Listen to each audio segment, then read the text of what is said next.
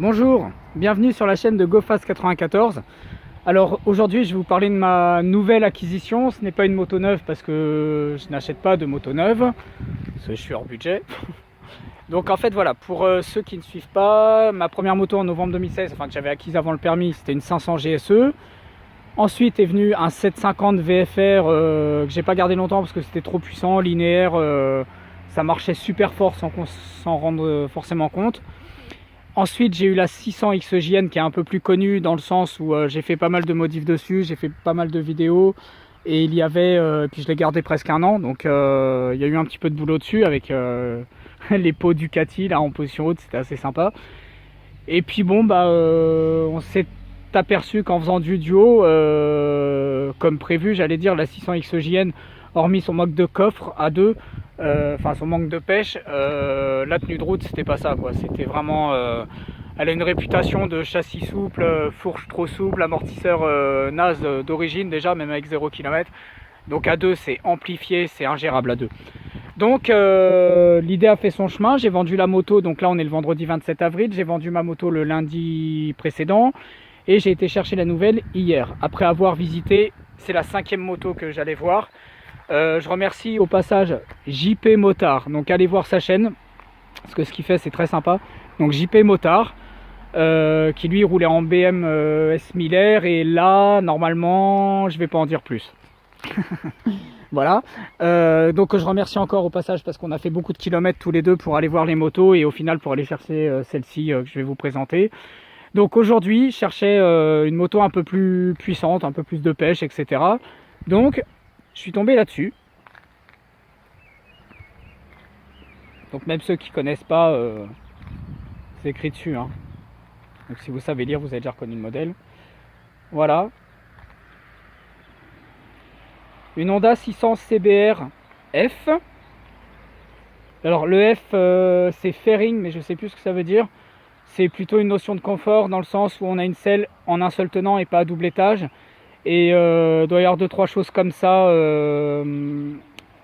pour justifier la différence entre un CBR et un CBRF. Alors par contre à l'époque je sais pas s'il y avait encore la différence, s'il y avait déjà la différence. Je suis pas très calé Honda.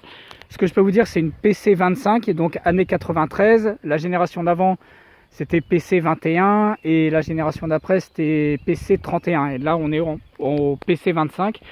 C'est un 4 cylindres en ligne. 4 cylindres en ligne refroidi par eau de 100 chevaux. Donc parce que la génération d'avant c'était entre plus ou moins 90. Donc là on est à 100 chevaux. Pour un poids de... Alors après selon ce qu'on prend. Mais normalement tout plein fait on est à 218. Ah ou poids sec je me souviens plus. Mais en tout cas c'est 218 normalement. Voilà. Donc cette moto elle est équipée. Alors elle est rose. Au cas où. Pour les gens qui ont des soucis avec les couleurs. J'ai perdu le nom d'ailleurs. Je ne sais plus comment on dit ça. C'est pas très important. Et elle est équipée d'un pot MIG qui semble-t-il est homologué. Il y a une inscription dessus. Puis en plus elle fait pas énormément de bruit. Mais un bruit assez sympa. Je vous ferai écouter tout à l'heure. Voilà. Alors c'est une moto qui totalise un petit peu plus de 80 000 bornes. 81 800 exactement. Donc moi j'ai déjà fait 130 bornes depuis hier. Qu'est-ce que je voulais vous dire? Alors ce qui est sympa c'est ça, c'est le compteur indiqué jusqu'à 2,80. Bon c'est fun quoi, moi j'aime bien. Et puis on a une zone rouge qui commence à 13 000. Et tout à droite on a l'indicateur de température moteur. Et cette moto là elle a en option entre guillemets, en équipement, les rétros sont pas d'origine mais le vendeur m'a donné ceux d'origine. On a une bulle noire parce qu'au départ c'est une bulle normalement claire hein, comme beaucoup de motos. Donc là c'est une bulle noire, l'avantage c'est qu'on voit bien à travers comparé à une bulle claire parce que souvent les bulles claires avec le temps les différences de température elles sont complètement passées, rayées, on voit rien. Et dessus il y a un kit xénon, voilà 8000K pour ceux que ça intéresse. C'est à dire qu'on est au-delà du blanc, on commence à taper dans le bleu. Donc j'ai pas essayé encore mais moi dans mon jardin en tout cas hier soir ça éclairait plutôt bien. Voilà, que dire d'autre? C'est une machine légère qui se prend facilement en main, très très facilement en main. Franchement, quand on l'a... Enfin bon, hier je faisais pas trop le malin, mais dans les enchaînements de virages et tout, je me suis traîné un petit peu quand même. Mais c'est parce que c'est comme le VFR, on a tendance à prendre confiance assez rapidement, il faut quand même se méfier. Ce que je peux vous dire là comme ça, c'est que le moteur, moi qui suis pas habitué, je sors d'une machine de 61 chevaux, franchement ça tourne bien, ça tourne très très bien, même s'il n'y a pas de coup de pied au cul, hein, on n'est pas sur une ZZR, hein, on est bien d'accord. Qu'est-ce que je voulais vous dire, ah ça fait beaucoup de tout ça. Bah oui, j'improvise. Voilà, ce que je voulais vous dire aussi, c'est que ça a l'air de tenir le pavé, c'est relativement confortable pour une sportive donc, de l'époque, hein, c'était une sportive considérée sportive à l'époque. Donc le grief d'origine aussi, parce que je suis en train de regarder en même temps que je vous parle, c'est les clignotants à l'arrière. Donc c'est des LED fumés, voilà, alors qu'à l'avant elle a ceux d'origine. Hein. À l'avant c'est comme ça. Voilà, ça ressemble à ça. Et donc la particularité qu'elle a, c'est d'être noir et rose. C'était des couleurs qui étaient d'origine dans les années 90, on n'avait pas peur. Chez Honda, il y avait des couleurs assez flashy comme ça. Vous regardez les CBR de cette époque-là, il y avait souvent 3 couleurs. Enfin bon, c'était assez fun, quoi. Bon, c'était comme ça. Et on les reconnaissait bien d'ailleurs via ces couleurs et cette décoration.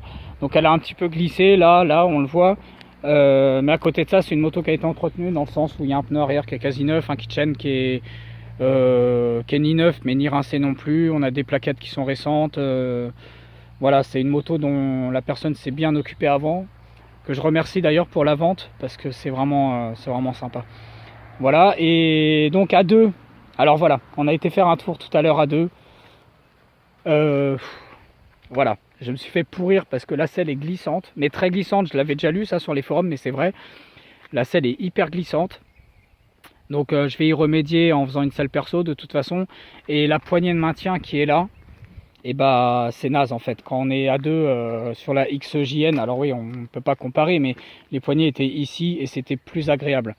Donc voilà, à voir, il faut que je trouve comment faire aimer cette moto à ma moitié, à ma chère et tendre. Voilà, et ensuite bah, je vais vous faire certainement... Donc oui, ici quand même, on a une fourche qui est réglable, ici. Alors certainement en précontrainte, je pense. Et on a un amortisseur, alors je sais pas si on dit à gaz, mais il me semble que oui, ici. Voilà. Et c'est une machine, honnêtement, pour l'année qu'elle est, comme beaucoup de Honda, elle tourne relativement bien, elle tourne rond, il n'y a aucun problème. Et puis bah, je vais vous faire écouter ça tout de suite. Voilà, donc là on a un ralenti qui est à 1000 tours, hein, quasiment tout rond. Enfin, je sais que c'est jamais tout rond, mais c'est ça. Voilà. Et là, je vais vous faire écouter.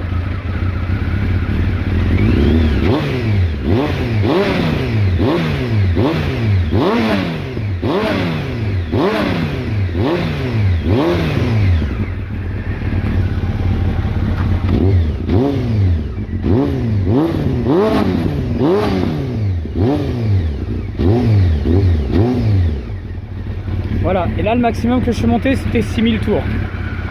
Au plus fort c'était 6000 tours, donc je referai certainement une vidéo un petit peu plus tard.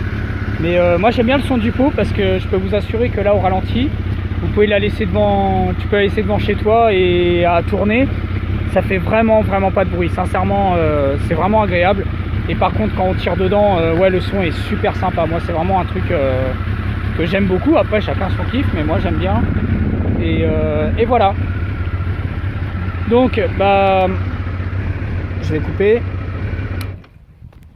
Voilà. Ah, donc à vous de me dire dans les commentaires ce que vous en pensez.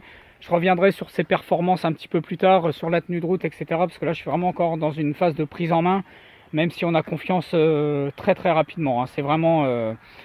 faut se méfier parce que ça va vraiment vite sans forcément énormément de sensations. Alors tout est relatif parce que ça pousse quand même.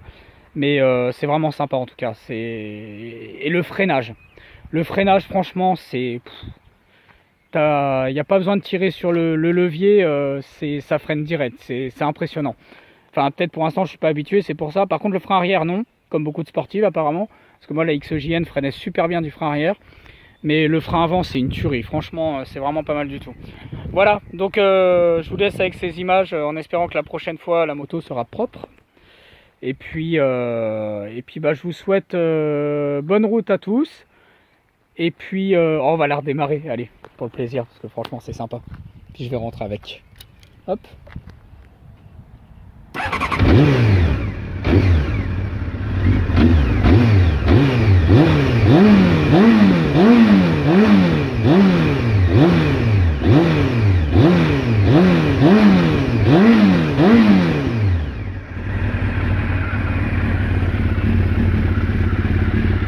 Bonne route!